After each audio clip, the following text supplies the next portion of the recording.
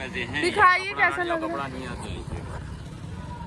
तो एटार प्राइस बोलছে 350। ये साड़ी 130 মানে 350 की है ना। हेलो দেখছো আমরা এয়ারপোর্ট থেকে কিনেছি। কত প্রাইস নিয়েছে রোহিত তুই বল। 150। तुम आ सकती थी। তো গাইস এতক্ষণ পর ফাইনালি আমাদের টিকিট হয়ে গেছে। ये दिल्ली में কত মুশকিলে টিকিট হয়েছে আর একে দেখো কোথাও টিকিট হচ্ছিল না কারণ দিল্লি থেকে ডাইরেক্ট ফ্লাইট যায় না, অনেক মুশকিলে টিকিট করা হয়েছে। কালকে 3টের সময় আছে আমাদের টিকিটটা। যাই হোক এবার একটু যাবো আমরা বাইরের দিকে ঘুরতে। কটা বাজে এখন? 4:20। তো চলো বাইরে যাই, দেখি কোথায় যাবো। শীতে কার কম্বল নিয়েছিস? এই রাস্তাটাতেই কালকে আমাদের সাথে ওইটা হয়েছিল, আমরা আবার ওই রাস্তাতেই এসেছি। বললো এই মার্কেটটা একদম সোজা আছে, তো চলো গিয়ে দেখাতে। ये साड़ी 130 মানে 350 की है ना। ये कितने की है? कोई भी ले 350। ये दिखाओ थोड़ा पूरा सेट है।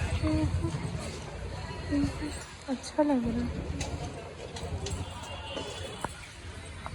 दिखाइए कैसा लग रहा है। तो এটার প্রাইস বলছে 350। দেখতে ভীষণই ভালো, একদম কোয়ালিটিটাও ভালো। এগুলো সব সেলে চলছে। ठीक है ये दो आप दे दो। और कुछ नहीं लेनी हम लोग देखते हैं उधर। আমরা এত কিছু মার্কেটে গিয়ে কিনে নিয়েছি, আমার ব্যাগের অবস্থাটা এত ফুলে ফুলে গেছে, ভাবছি কি করে নি সত্যি। এটা ভরতে হবে, আমি ভাবছি না সব বের করে পাটে পাটে ভাজবো। হ্যালো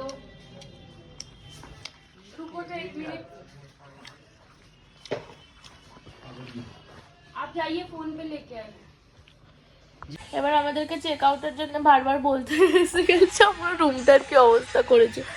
আর মার্কেটটা আমরা যেটা গিয়েছিলাম কারুলবাগ মার্কেট, ভাবলাম ওই একটা দুটো জামা নেবো না করে আমি 1800 টাকার জিনিস নিয়ে ফেলেছি। তারপরে এসে হিসাব করছি, ভাবছি কি কিনলাম এতগুলো, এত খারাপ। অর্ধেক জনের জন্য কিছু নিতেই পারিনি, কারণ দেখো আমার ব্যাগের অবস্থাটা কি হয়েছে, তা বস্তা হয়ে গেছে। এটাকে নিয়ে যাব কি করে? এটা তো আমরা ট্রেনে যাচ্ছি না বা গাড়িতে যে সবার জন্য নেব, নিয়ে যাওয়ার ব্যবস্থা আছে, ফ্লাইটে তো একটু প্রবলেম হয়। যাই হোক এবার আমরা রুমটাকে চেক আউট করে ছেড়ে দেবো, তারপরে আমাদের ফ্লাইটও আছে 3:20-তে। আর মার্কেটটাতে অনেক রকম জিনিস পাওয়া যাচ্ছিলো, বেশ ভালো ভালো সব কিছুই ছিল। তো আমরা এবার পুরো রেডি হয়ে গেছি, ব্যাগপত্র সব গুছিয়ে নিয়েছি। আর একটা জিনিস করেছি যেটা শুধু তোমাদের দেখাচ্ছি, কালকে আমাদের ধোসাটা এত খারাপ দিয়েছিল, আমরা এইটাতে ভরে এবার এটাকে লক করে চলে যাবো। যা অবস্থা করেছি, প্রচুর নোংরা করেছি প্রচুর। তো এবার আমরা বেরোবো, চল ক্যাবটা বুক করে দে। আর আমার ব্যাগটার কি অবস্থা হয়েছে, এর ব্যাগটা আর এই ট্রলিটাতে এত কিছু ভরেছে, তো আটছিলই না। যাই হোক এবার চলো বেরোবো। আর আমরা অনেক খাবার ওয়েস্ট করেছি প্রচুর, বল Rohit. Cold coffee mould coffee সব নষ্ট। এই যে বিস্কিট দেখছো, একটা বিস্কিট নিচে পড়ে যাচ্ছে, খাচ্ছি না। তো চলো এখন বেরোনো যাক। এবার ফাইনালি আজকে আমরা বাড়ি যাব। ব্যাগটা দেখো জাস্ট, দেখো ই ভাই কত বড় হয়ে গেছে, এত কিছু ভরে ভরে নিয়েছি, ব্যাগ একদম ফুল হয়ে গেছে। এইটা দেখো তোমরা, আমরা কি করেছি আমাদের মতন, মানে লোকজন এলে যাওয়া হয়। আমরা আমাদের বন্ধুকে এখানে ছেড়ে যাচ্ছি, আজকের রাতটা ও এখানে স্টে করবে, ওর জন্য আমরা এখানে চা, ওখানে ফ্যানটা, এখানে কালকের একটু খাবার দাবার আছে, এখানে একটু পনির আছে, এইসবই আছে, তো ওই সবই খাবে। আর হ্যাঁ হ্যাঁ হ্যাঁ হ্যাঁ হ্যাঁ এখানে ওর জন্য একটু ধোসা বগেরা এইসব রেখে দিই। ভাই স্মেল দিচ্ছে, বন্ধ কর। একটা চা রেখে দে না ওর ভেতরে, আমি বেরোতে পারছি না, আমার ব্যাগ এত ভারী হয়ে গেছে বেরোতে পারছি। সবাই সবকিছু নিয়ে নিয়েছিস তো? আমার হেডফোনটা বাকি, এরপর চ বেরো। আবার ক্যাব এই চিরুনিটা নে। পারবো তো, আমি বাইরে আছি, আমি কালকে নেবো, দিল্লি আছি, এখন আমাকে ফোন করলে আমি তুলতে পারবো না। Why not খেলাও? এখানে ঢুকিয়ে দিচ্ছি। ওনে 25 টাকা নিয়েছে চিরুনি। ছাড়বি কেন বল? 50 রুপিস নিয়েছে। তুই তোর ওয়াইফকে ছেড়ে যাচ্ছিস। এই যে ইয়ারপডস রেখে দিলাম এতে। দাঁড়া, ক্যাব আসছে, ক্যাবওয়ালা বুক করেছি। তো চলো এবার আমরা বেরোবো। এই প্যাকেটে একটু খাবার দাবার আছে যেটা বাইরে কাউকে দেখতে পেলে দিয়ে দেবো, কারণ এইগুলো আমাদের ব্যাগে আটছে না। আমরা ভেবেছিলাম আমাদের বাড়িতে একটা মেয়ে আছে, ওকে নিয়ে যে দেবো, কিন্তু অতদূর নিয়ে যাওয়া যাবে না। সব দিয়ে বড় কথা ডিজার্ভ করে না। ওর নামটা কি? সম্পা। এটা এই হোটেলটাই ছিল আমাদের। তো এখন আমরা গাড়িতে বসে পড়েছি আর এখন যাবো এয়ারপোর্ট। আর হঠাৎ করে মানে স্পাইস জেট থেকে মেসেজ এসছে যে ফ্লাইটে কিছু চেঞ্জেস হয়েছে, বুঝতে পারছি না কি, ওটা ওখানে জানলে বোঝা যাবে।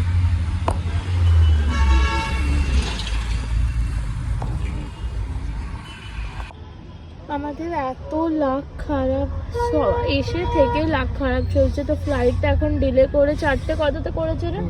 4:20 করে দিচ্ছে। আর এখন 1টা বাজে, এতক্ষণ এয়ারপোর্টে গিয়ে কি করবো সেটাই ভাবছি।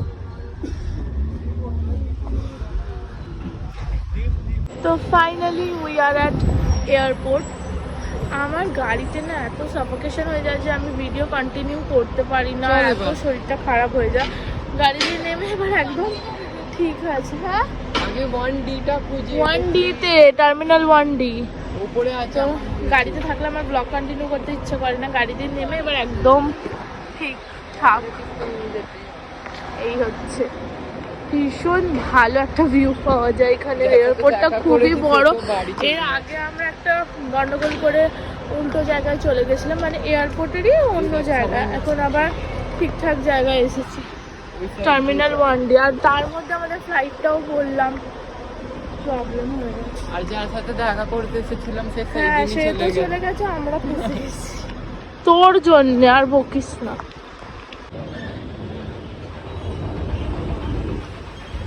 আর আমাদেরকে নিচে নামতে হলে এখানকার লোকেরা না এত মিথ্যে বলে। একজন বলছে নিচে আছে, একজন বলছে ওপরে আছে। ওপর দিকে আবার নিচে আসতে হয়েছে। দেখো কোরিয়ান দেখে আমি কি করবো। এই দেখো, এই মেশিনটা যদি আমাদের বাড়িতে হয় খুব ভালো ক্লিনিং করার জন্য, বসে বসে ক্লিনিং হয়। ওরা নিলাম 70 রুপিস। বাবা, এয়ারপোর্টে এত প্রাইস। এখানে আবার আলাদা আলাদা, একটা এয়ারপোর্ট একটা এয়ারলাইন্স। কি বলছিস বল? এখানে এয়ারপোর্ট একটা এয়ারলাইন্স। হ্যাঁ, ইন্ডিগো, যেমনি স্পাইস জেট সব আলাদা। ভাই মাথা বমি পেয়ে গেছিল আমার গাড়িতে, তাই জন্য। তো আমরা বোর্ডিং পাস পেয়ে গেছি। কে ওই মেয়েটা? তো না না, এ কাজ ছিল, মুখটা শুকিয়েছিল। যাই হোক, আমরা বোর্ডিং পাস পেয়ে গেছি, কিন্তু একটা প্রবলেম হয়ে গেছে। আমাদের সিটটা একদমই আলাদা হয়ে গেছে, একদম আলাদা।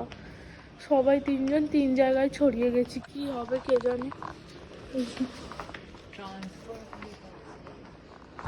কি বলছিস? তো এইবার আমরা ওপরের দিকে চলে এসেছি, আমাদের ফ্লাইটটা এখান থেকেই আছে। এবার দেখতে বেশ সুন্দর লাগছে। আমি কি করে জানবো? ও ভেবেছে তোর আছে, আমাদের সিটটা না একদম আলাদা আলাদা দিয়ে দিয়েছে। বুকিং করা হয়েছিল ওর একসাথে, কিন্তু হয়ে গেছে এর আর আমার একসাথে। মানে কত দেখ ওরবেলায় বলছে কি। দেখছো, আমরা এয়ারপোর্ট থেকে কিনেছি।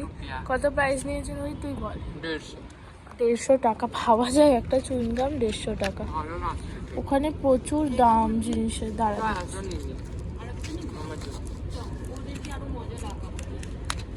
আবার নেবে নিজের জন্য। আর একটা চিপস কিনে নেব।